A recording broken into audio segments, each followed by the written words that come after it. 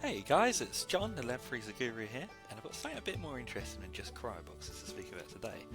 So we actually had a customer who was in a situation where what they're mainly working with are these cartridges, and they're also called pathogen containers. I came across a few hospitals that called them that.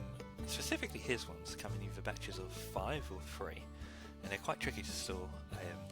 First reason is because they're actually currently stored in boxes, and these boxes really don't optimize the sort of space inside the freezer. You know, you get 40mm left over here and 70 up here. It's which just wasn't making the best space of his freezer in terms of width and depth and height.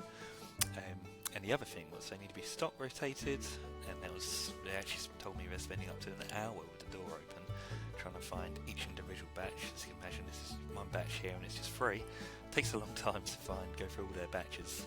So here's a really cool stock rotation system we came up with, which is a really simple solution. So this here is a label holder, and the cartridges will actually sit on top of it, and this little part up here is where the label will sit. Actually, what that would look like is it's actually the same amount of space up there as exactly what's on my lined paper, and he could just write lot 1 and the expiration date. And so then if we look over at the tray, they'd be looking like this, and you can pull the tray out and you'll see instantly the expiration date and the lot number. Really helpful for keeping them organised. You can really interchangeable, you can move them all about. And the other great thing was actually storage capacity within the freezer. So now he's not spending an hour, sometimes more, with the door open trying to get them all in the right order, etc.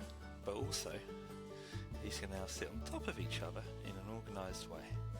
So he's actually storing 51 per tray, so there's 102 per rack, as that's 2 trays high. And you didn't want to rack out the bottom parts, he had some miscellaneous parts in there, and keeping the top part free as well. But actually, as that's 4 racks per shelf, that was 408 cartridges per shelf in this little LabCold freezer, and it's actually 1,632 cartridges altogether.